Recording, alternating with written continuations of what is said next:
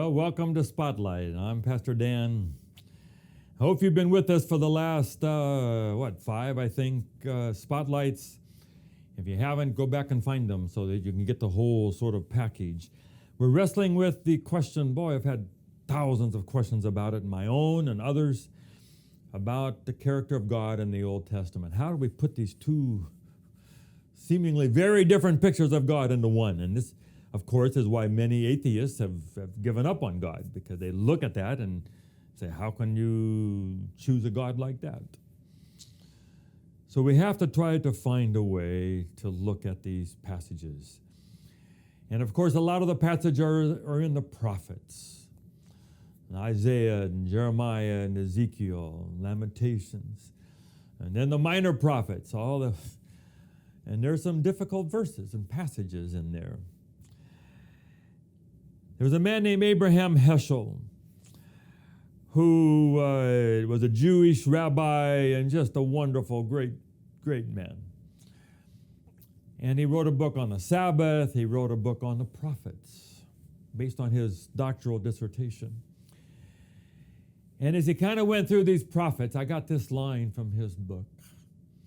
As he wrestled and pondered these passages in the prophets, he said the reason the prophets write like this was their pain and their agony. They knew how the song was supposed to sound. And the way they're hearing it in the world was not the way they've heard it from God. The prophets are those that God calls and gives them a special revelation of himself. They live in our world, but they have these moments where they are sort of taken out of our world and they learn the song of God. And so they know how the song is supposed to sound, and then they come back into the real world.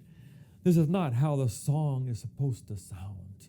And it grates, and it's like fingernails on the chalkboard, it's not good. I've gone to many school concerts in 6 years of pastoring. And you have some great moments, and there's some moments, kids are just learning how to play those instruments, and it's not very good. And that's what the prophets just feel, and they can't help it. They just can't help it, and they look at people hurting each other and divorce and corruptness and cheating people and fighting in the churches, and they just, no, this is not how it's supposed to be. It's supposed to sound like that. We wanted the boys to learn how to play a musical instrument.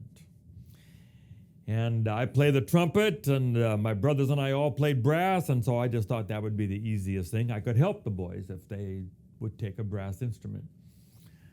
But Hilda wanted them to at least have the possibility of doing a string. So we had a string teacher at La Sierra, so we went down there to have an appointment with a string teacher. So I'm kind of sitting in the back, and the teacher hands the boy, our son, a violin. So he's never tried it before, and he run the bow over those strings. You have no idea how awful that sounded. It may have been the worst sound I had ever heard anywhere. I just laughed out loud. It was terrible. My wife turned around and glared at me. Of course, the boys didn't choose it. It sounded so bad. And they chose the trumpet. But that's an illustration of how the prophets heard it. The other answer may be that the prophets grow. It isn't that God is so much changing, but it's the prophets are growing, because inspiration is a combination of God and the human person.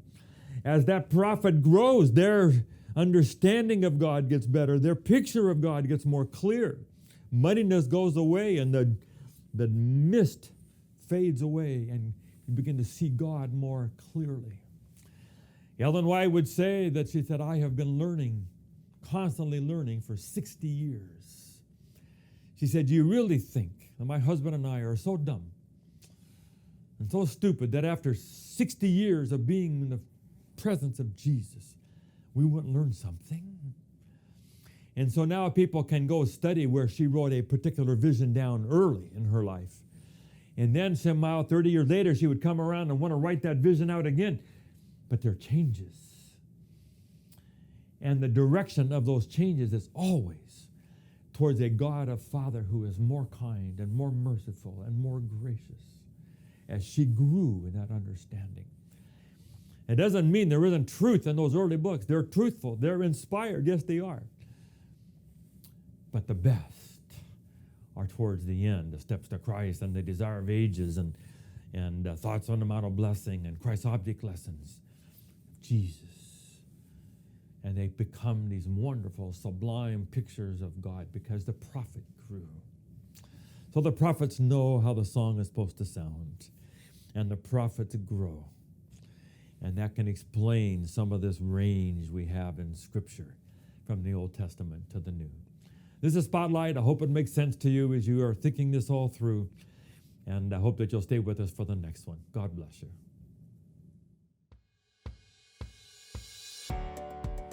Thank you for watching Spotlight. We're so excited about this. We hope that you'll subscribe and so you'll get all of them. And please just forward it on to others and tell other people about it. And let's just see what kind of an audience we can get for these messages of Spotlight. God bless you.